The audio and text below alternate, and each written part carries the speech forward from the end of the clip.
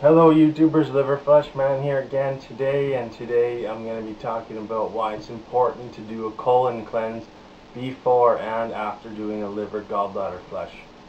The reason why it's so important is that when you do the liver flush, alright, you release a lot of stones, a lot of debris, a lot of toxins, and that moves through your intestinal tract.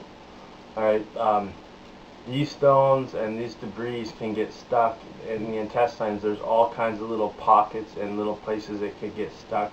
So by doing the colon cleanse after the liver flush, you'd be sure to get all the stones through. A lot of people that do the liver flush will do colon cleanses after, and they will be getting stones the next 3-4 days and stuff as they're kind of sweeping that stuff out of the intestines. Now there's two kinds of colon cleanses.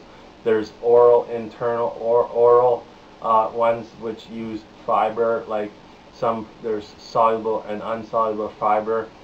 Flax seeds is one way of brooming and getting the fiber to kind of scrape and clean the intestines, to clean the small, large intestines, the colon, and clean it out. Another type of fiber that is used, which may be better than how to do a better job at sweeping it kind of thing, is psyllium husks. Alright, psyllium husk. And with the psyllium husk, you add a tablespoon to a big glass of water, and you drink a couple glasses of water after that, because the psyllium husk expands. Alright, this expands to like 10 times its size. So you have that small amount and it goes through as a brush and scrapes it through. But you also want to use bentonite clay. And the bentonite clay pulls out the toxins out of the lining of the intestinal tract, and then the psyllium husk will broom it through. Alright, so just the two basic things, the bentonite clay and the psyllium husk.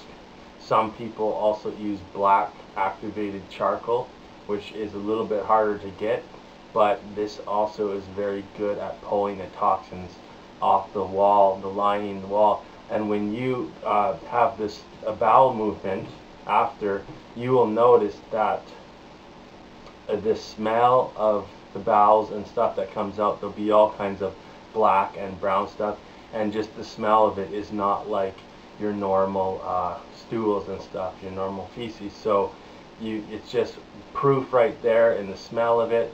You see all that black stuff and all that stuff coming out.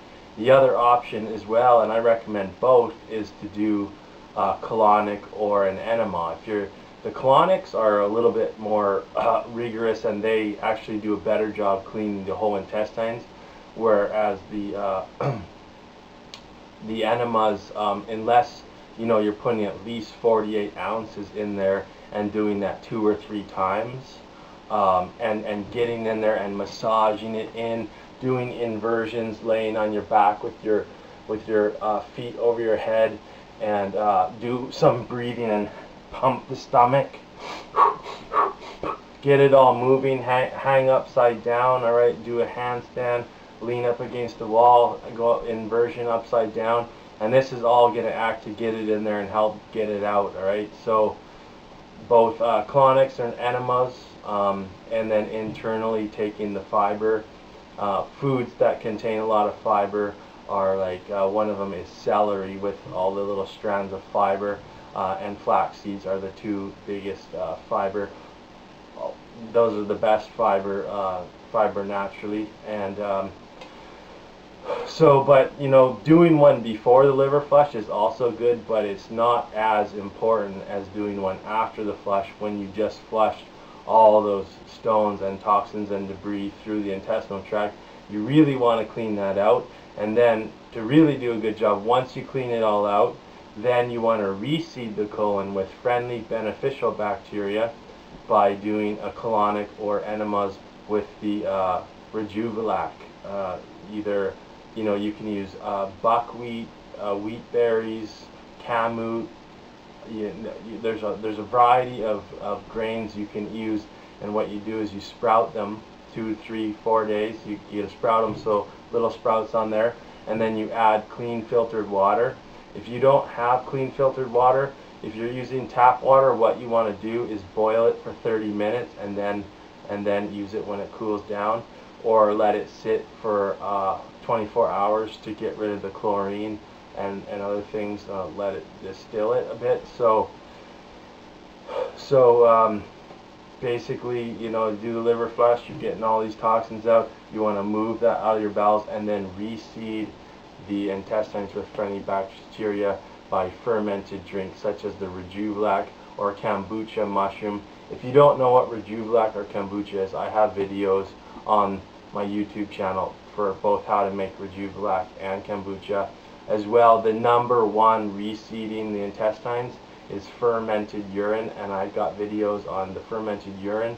Fermented up to 16 days. 7 is good, 7 days is good, 10 is good. It just gets stronger and stronger to a certain point. 16 days is about maxed out, and then but you know, the fermented foods creates that friendly bacteria, and the living Rejuvelac and kombucha mushroom, because these are, you know, these are living, the sprouted and the live kombucha mushroom that grows. This actually also has an alkaline effect on the intestines as well, and also keeps candida and other unfriendly bacteria at bay, and it keeps the friendly bacteria growing in there, and then that way your immune system is going to be strong, which is over 60% of the immune system is located in the intestines. So your immunity will be really strong, fighting disease. All right, this is anti-cancerous as well, and you know, so basically do the liver flush, but make sure you do a colon cleanse after.